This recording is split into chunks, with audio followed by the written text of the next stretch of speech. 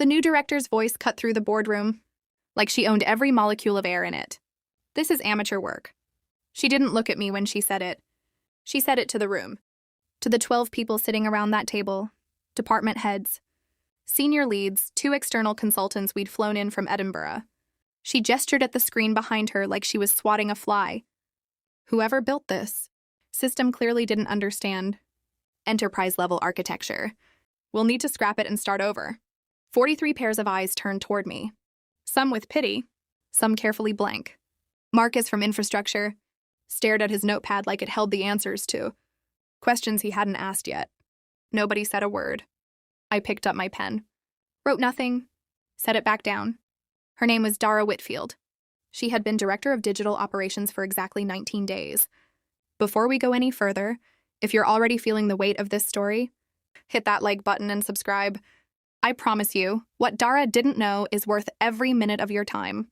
Drop a comment telling me if you've ever built something invisible, something so embedded in how things work that people forgot a human being made it.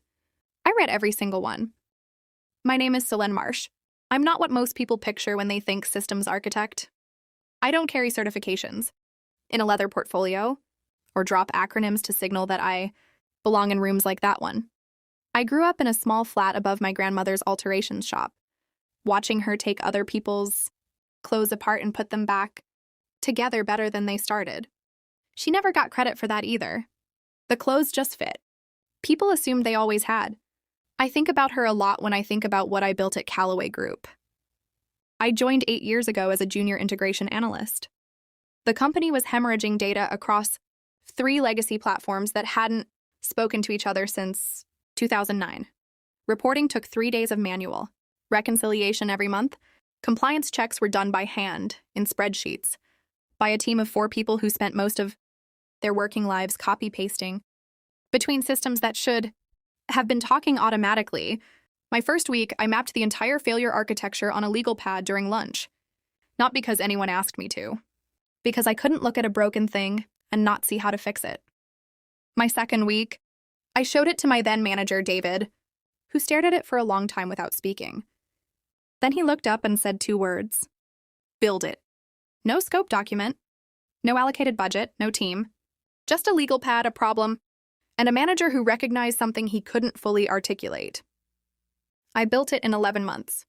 What became known internally as the Meridian Framework wasn't named after me. It was named after the conference room where David presented it to the executive team, Conference Room C, which someone had taped a hand-lettered sign to that said Meridian, because the building's south-facing rooms were getting compass names that quarter. I had been supposed to present it myself. David suggested it would land better coming from him. I was 29 and knew enough to believe that was probably true. I didn't mind. I told myself I didn't mind. The work was the thing, and the work was everywhere. Over 8 years, the Meridian Framework became the circulatory system of Callaway Group. Procurement ran through it. Client reporting ran through it. The automated compliance checks that kept us out of regulatory trouble 3 separate times. Those ran through it. When the Edinburgh office opened in year 3, I adapted the framework remotely in 6 weeks. When the Singapore office opened in year 5, I flew back and forth on my own time because the project budget didn't cover extended travel, and I wasn't willing to let the build go to someone who didn't understand the dependencies. My manager at the time, David had left for a competitor in year 4, was a pleasant enough man named Gordon who understood budgets better than systems. He kept meaning to revisit my compensation. He kept meaning to run a formal review. There was always something more urgent. There was always next quarter. My title during all of this, Senior Integration Specialist. Not architect. Not director.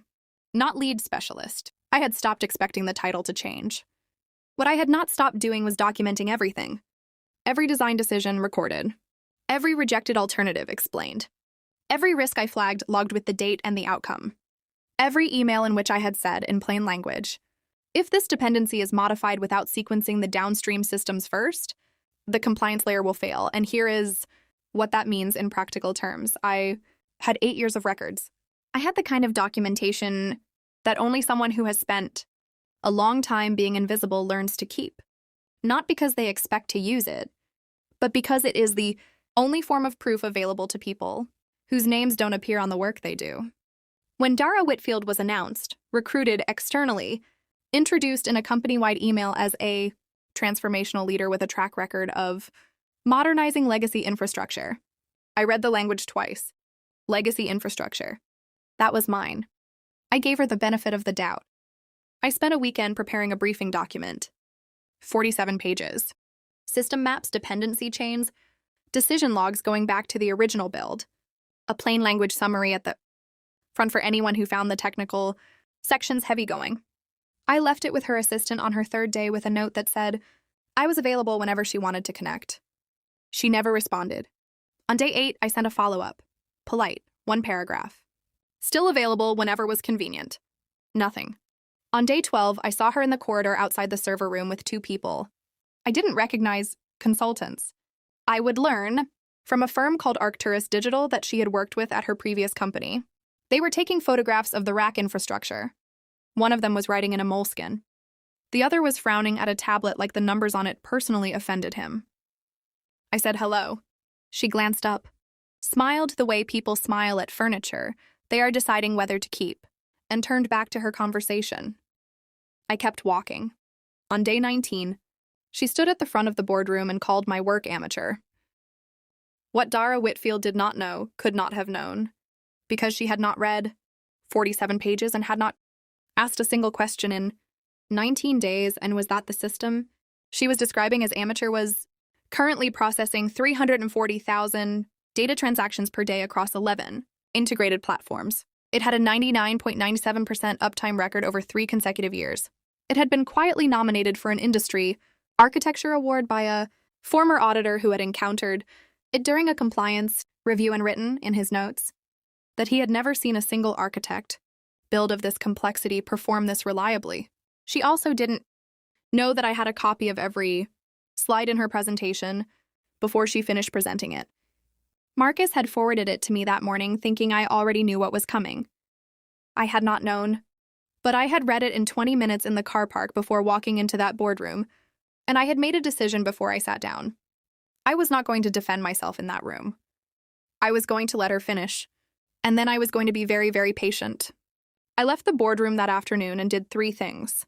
First, I called Priya Anand at Valen Systems, a firm I'd worked with on the Singapore build, one of the best infrastructure teams I'd encountered in 8 years of doing this work. We'd stayed in touch. I told her I might be looking for a conversation in the coming weeks. She said she had been hoping I would call for years. That particular door, it turned out, had been open the entire time. Second, I went back to my desk and spent the rest of the afternoon organizing every project. File tagged to the Meridian framework into a master archive, timestamped, attributed, cross-referenced, complete.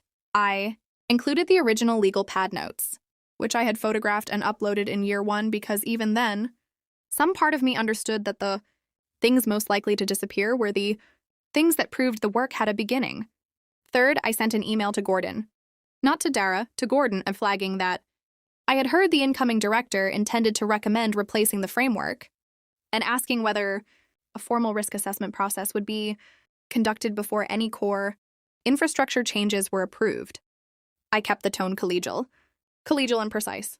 I CC'd the head of compliance, because I knew that compliance had sign-off, requirements on any system that touched the regulatory layer, and I knew that Gordon either didn't know that or had forgotten it, and I knew that Dara almost certainly didn't know it at all. Gordon replied in 40 minutes. He had not been in the boardroom. He did not know what Dara had said. His reply was 4 words. I'll look into it. I waited. What I didn't know at the time, what I would piece together later from Marcus, who felt guilty enough about his silence in that meeting to eventually tell me everything, was that Dara had arrived at Callaway with a specific mandate. 2 board members, both relatively new, had connections to Arcturus Digital and the firm whose consultants had been photographing the server room on day 12. Arcturus had a proprietary platform they had been trying to sell to mid-sized firms for 3 years. It was expensive, it was heavily marketed, and it had a licensing structure that would generate significant ongoing revenue for anyone holding equity in the parent company. The legacy infrastructure framing wasn't a critique. It was a preloaded justification for a decision that had already been made in a conversation I hadn't been invited to. Dara hadn't been hired to understand the Meridian framework. She had been hired to replace it. And the plan had been to use the language of modernization, transformation, innovation, enterprise grade, architecture, to make anyone who questioned the decision look like they were afraid of progress. It was a clean play. The kind that works when no one has documentation. The kind that works when the person who built the system has spent 8 years being a specialist rather than an architect and can be quietly repositioned as a legacy hire resistant to change. It had probably worked before. It had never run into 8 years of time-stamped records and a compliance CC. The risk assessment request did exactly what I needed it to do. Compliance flagged that any replacement of a system touching the regulatory layer required a formal independent review before approval. That meant an external auditor, someone with no relationship to Dara, no relationship to Arcturus, no stake in the outcome. The firm they brought in was led by Dr. Yuan Meilin, 22 years in enterprise systems. She arrived with a team of 2 analysts and requested complete access to all documentation related to the Meridian framework and its proposed replacement.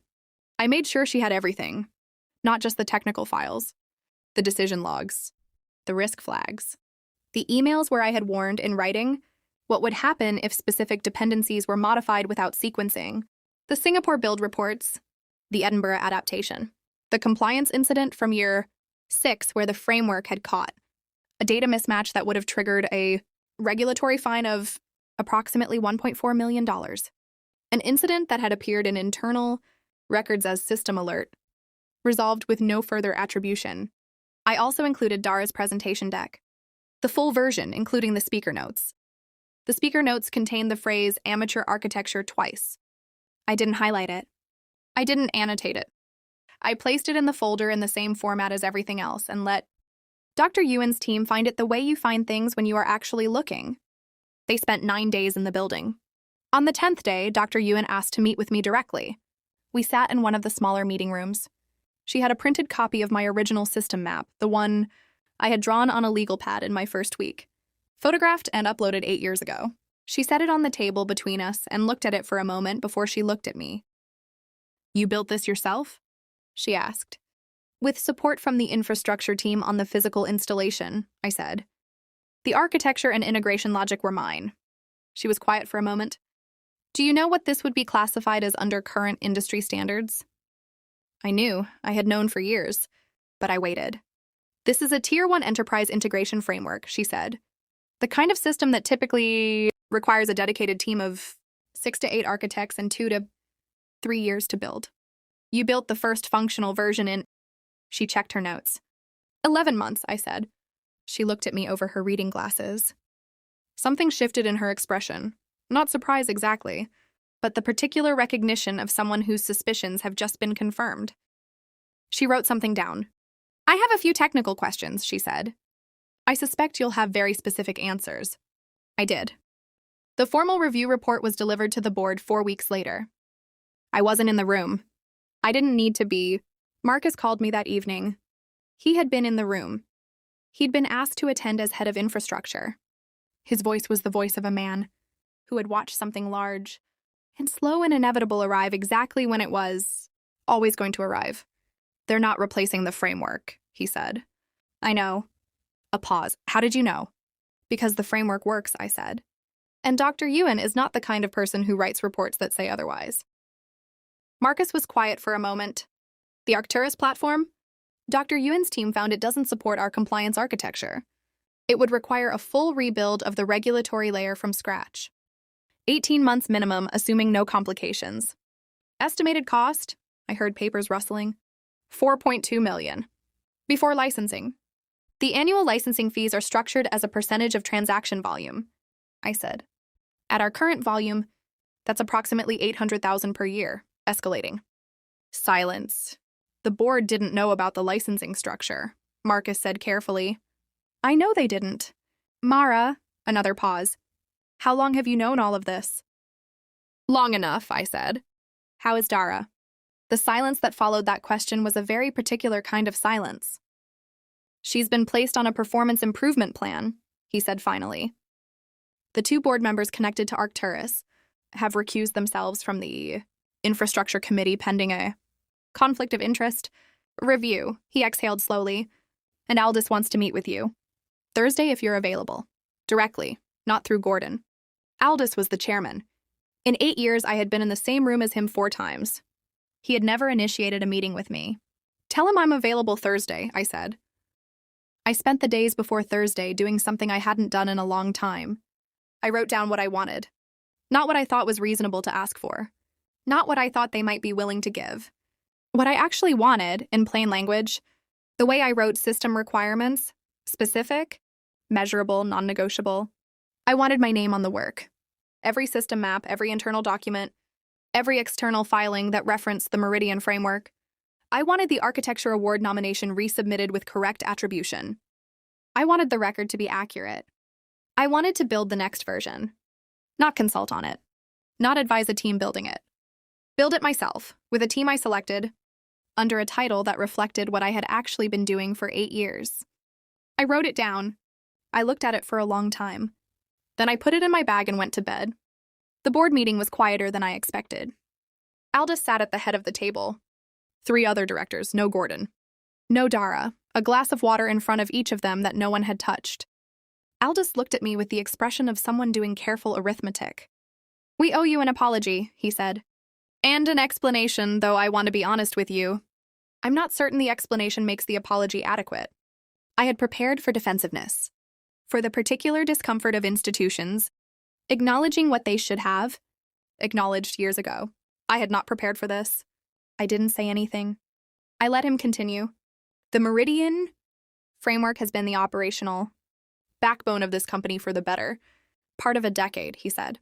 The compliance incident alone, the one in year 6, the exposure we avoided was significant. Dr. Ewan's report made that very clear. He paused.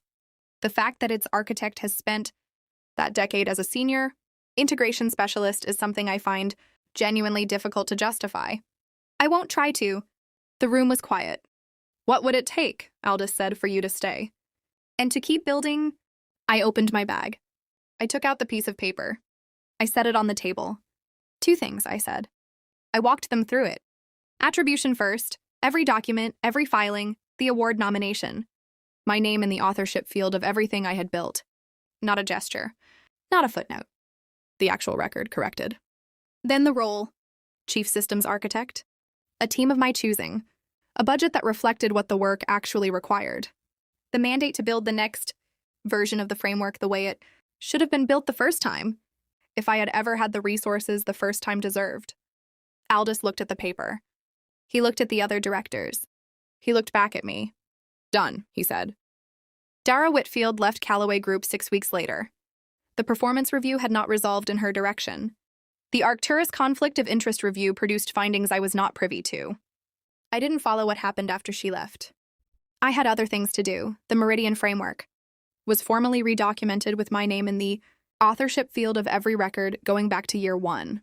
The Architecture Award nomination was resubmitted with complete attribution.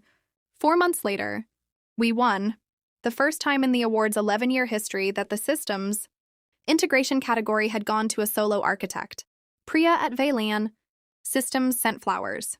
Dr. Ewan sent a handwritten note that said simply, I suspected from the first map. I built the next version of the framework with a team of 4 people. I had chosen myself, 2 of them junior analysts who reminded me, in their particular combination of hunger and precision, of the person I had been on that first week with a legal pad and a broken system and no one telling me where to start.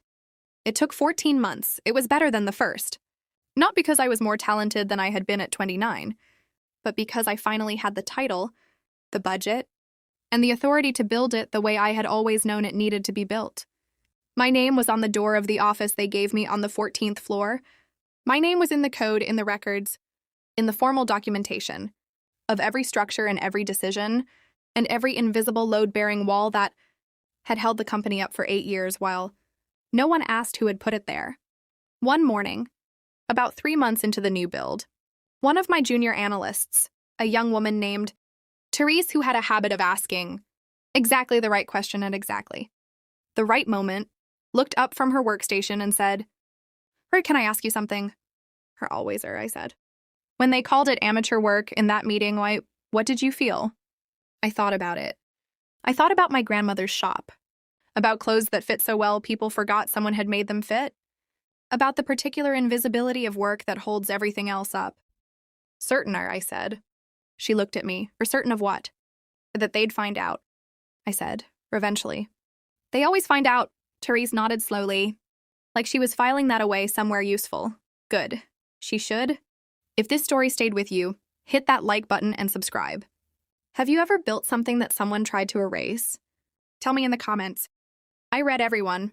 And remember, the most dangerous person in any room isn't the loudest one. It's the one who built the room and kept the receipts.